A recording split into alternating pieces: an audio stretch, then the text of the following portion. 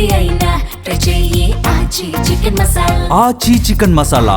Stock మార్కెట్లు భారీ నష్టాలను చవిచూశాయి. గత వారం నష్టాలతో ముగిసిన మార్కెట్లు అదే పరంపరను కొనసాగించాయి. సెన్సెక్స్ 1650 పాయింట్లు, నిఫ్టీ దాదాపు 500 పాయింట్లు లాస్ అయింది.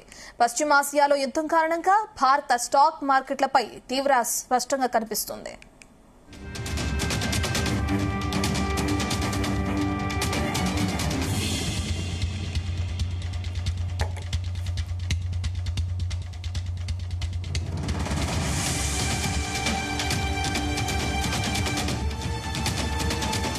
దీని గురించి మనతో మాట్లాడడానికి బిజినెస్ కరెస్పాండెంట్ రవిప్రసాద్ అందుబాటులో ఉన్నారు.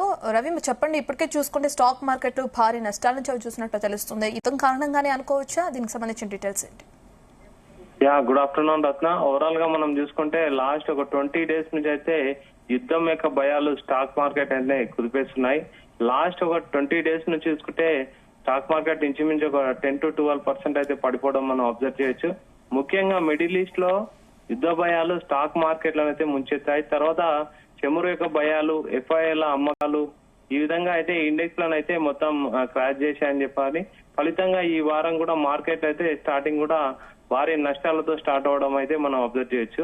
ముఖ్యంగా ఈ రోజు చూసుకుంటే ఇంచుమించు సెన్సెక్స్ 18 పాయింట్లు పతనం అవగా నిఫ్టీ 23,000 మార్కునైతే కోల్పోవడం జరిగింది. ఉదయం 11 గంటల సమయంలో చూసుకుంటే సెన్సెక్స్ వచ్చేసి 1,855 పాయింట్లు దిగజారి 72,677 దగ్గర అయితే ట్రేడ్ అవడం జరిగింది. నిఫ్టీ చూసుకుంటే 591 పాయింట్లు పతనమయ్యి 22,522 దగ్గర ట్రేడ్ అవడం జరిగింది. ప్రజెంట్ మార్కెట్ యొక్క సిచ్యువేషన్ చూస్తుంటే నిఫ్టీ 22,500 దగ్గర ప్రజెంట్ ట్రేడ్ అవుతుంది.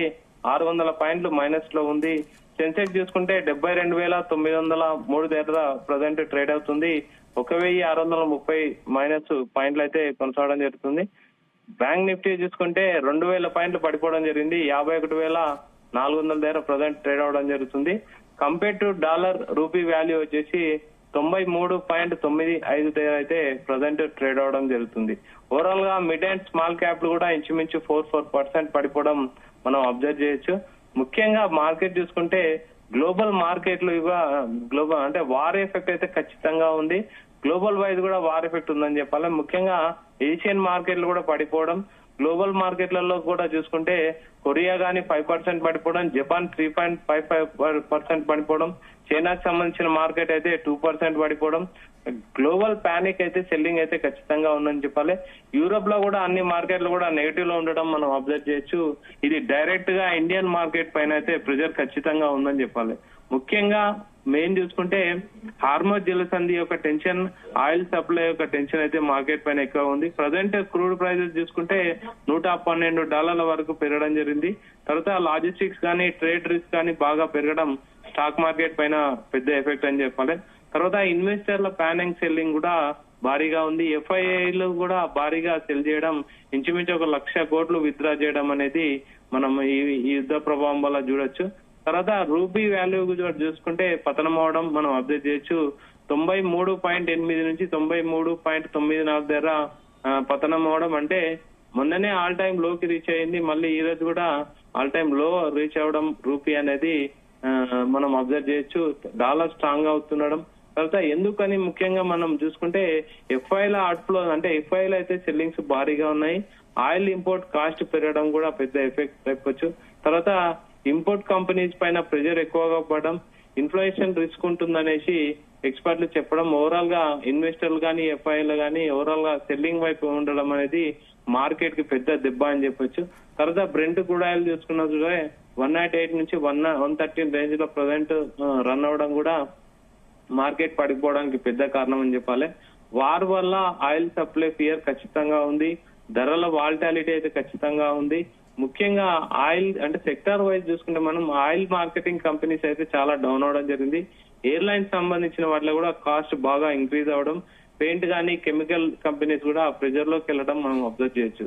అటు జనరల్ గా అయితే మార్కెట్ పడిపోతుంటే, ఈక్విటీ పడుతుంటే కమ్యూనిటీ పెరగాలి, అంటే గోల్డ్ సిల్వర్ ప్రైజులు పెరగాలి, కానీ గోల్డ్ అండ్ సిల్వర్ కూడా పడిపోవడం మనం అబ్జర్వ్ చేయొచ్చు. ముఖ్యంగా గోల్డ్ 5% పడిపోవడం జరిగింది ఈ రోజు. సిల్వర్ చూసుకుంటే 6% and gold ETF, silver ETF చూసుకుంటే 12% అయితే పడిపోవడం జరిగింది. ఇంతకుముందు మనం మాట్లాడుకున్నట్లు రీజన్ చూస్తే డాలర్ స్ట్రాంగ్ అవ్వడం, ప్రాఫిట్ బుకింగ్ వెళ్ళడం, తర్వాత మార్జిన్ ప్రెషర్ ఖచ్చితంగా ఉందని చెప్పాలి.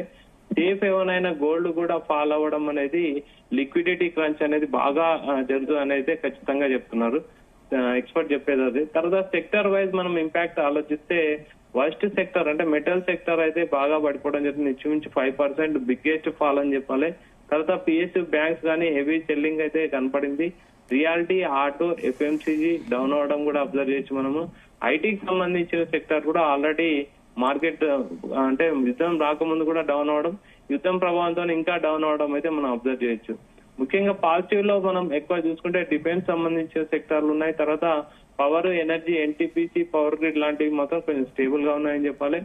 ఆయిల్ అప్స్ట్రీమ్ అంటే ఓఎన్జీసీ కొంచెం పాజిటివ్ లో కనపడడం జరిగింది. ముఖ్యంగా బ్యాంకింగ్, హెచ్డిఎఫ్సి బ్యాంక్ కానీ, ఐసిఐసిఐ కానీ, ఐటీసీ ఇవి చూసుకుంటే 52 వీక్స్ లోకి వెళ్ళడం అయితే మనం అబ్జర్వ్ చేయొచ్చు.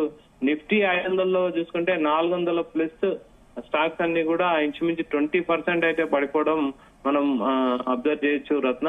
ఓవరాల్ గా complete global sentiment, US global sentiment చూసుకున్నా బాండీలు అయితే అంటే పెరగడం మనం అబ్జర్వ్ చేయొచ్చు. ద్రవ్యోల్బణం భయాలు అయితే ఖచ్చితంగా ఉన్నాయి. వార్ అన్సర్టనిటీస్ ఖచ్చితంగా ఉన్నాయి. ఇన్వెస్టర్స్ రిస్క్ అసెట్ నుంచి బయటకు వస్తున్నారు అని అయితే యుఎస్ వాళ్ళు చెప్పడం జరిగింది.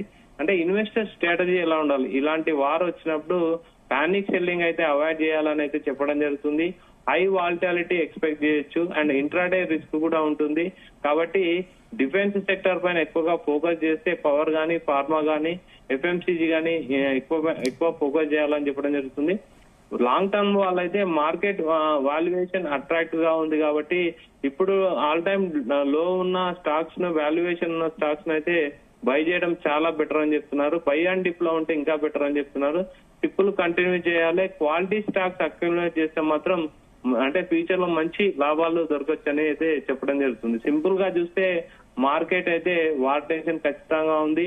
ఆయిల్ ప్రైజెస్ అయితే ఎక్కువగా పెరగడం జరిగింది.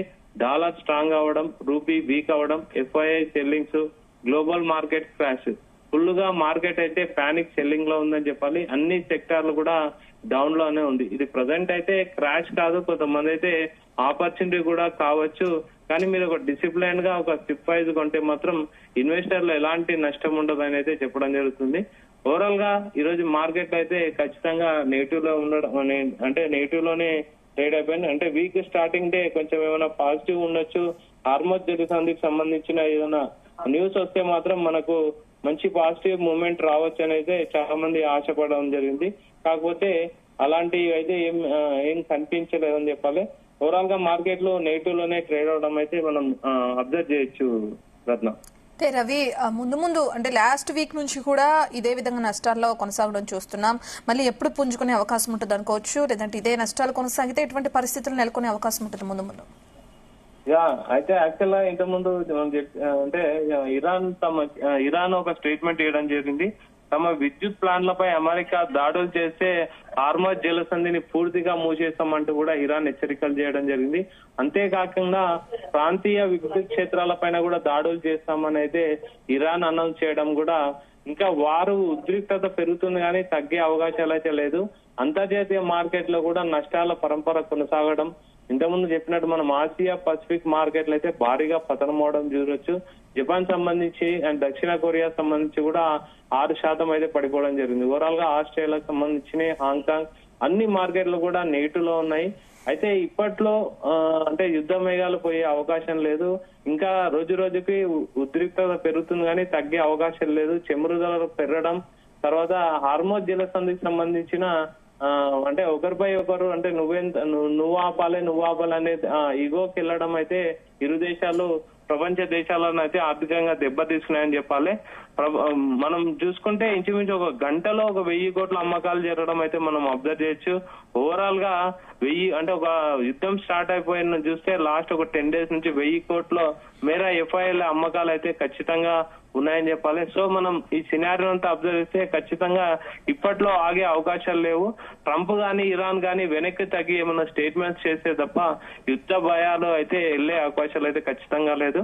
ఇంతకుముందు మోడీ గారు కూడా తన స్పీచ్ లో చెప్పడం జరిగింది, భారతదేశం దగ్గర అన్ని నిల్వలు ఉన్నాయి, టెన్షన్ పడాల్సిన అవసరం లేదు, యుద్ధంకి ఎఫెక్ట్ మన పైన ఎట్టి పరిస్థితుల్లో ఉండదని కూడా స్టేట్మెంట్ ఇవ్వడం మనం అబ్జర్వ్ చేసినాం. ఓవరాల్ గా అంటే ఇన్వెస్టర్లు అయితే కొంచెం భయాందోళనలో ఉన్నారు, ఎఫ్ఐలు అయితే సెల్లింగ్ లో ఉన్నాయి, డాలర్ స్ట్రాంగ్ అవడం, రూపీ వీక్ అవడం, ఓవరాల్ గా మార్కెట్లు అయితే డౌన్ ట్రెండ్ లోనే కొనసాగడం జరుగుతుంది. Right, thank you Ravi Prasad.